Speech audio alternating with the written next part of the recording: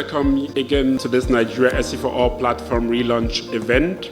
We are gathered here today because of the advancement recorded by the Nigerian Electricity Support Program, NESP, and the need to launch the Nigerian SE4ALL Platform version 3.0. The launch of this new version has become necessary because of the successes the previous version has recorded and the obvious gaps which has necessitated the need to launch and improve upgraded version. The new intuitive and interactive web apps of the platform will greatly assist the Nigerian government in improving the regulatory framework for the set targets of electrifying Nigerians and will provide the private sector with necessary information for the business plans for investments. And we hope that the platform drives in this new improved form more investments into the energy sector and that it enhances renewable energy projects across the country.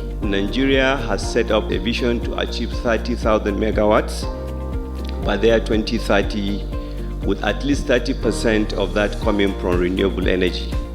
Now, how do you track those particular commitments? The only way you can do it is through a digitally oriented platform like the one that our partners, the German government and the EU, had so graciously agreed to fund. On the account of NESP, N, E, S, and P. We would also invite our Honourable Minister to go behind the laptop because he will be the one to press the button that will basically put the website, the new version, online. Thank you very much.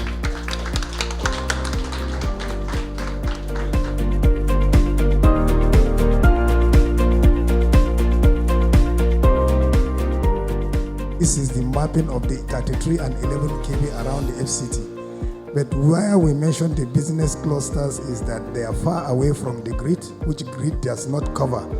And also because of their population and also the business activity, they are highly potential area for mini grid development. This is 33, this for example is 11 kV, and these are the locations that we see that are very viable for mini grids based on economic activity, number of people living there, and also the distance to the grid. We have a policy around the mini grid to provide them off-grid because of the situation that we're having on the national grid. We don't have the required base load, which we are trying to increase using hydro.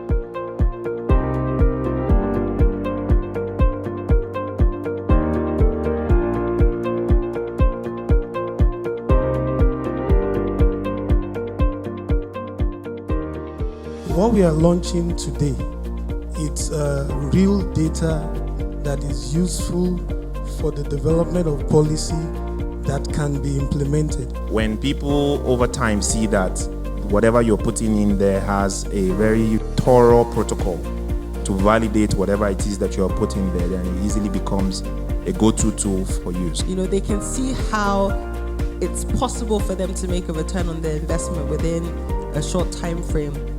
So certainly our local financiers and commercial banks having access to this kind of data, it can encourage them to invest in this space. Can we set an action line?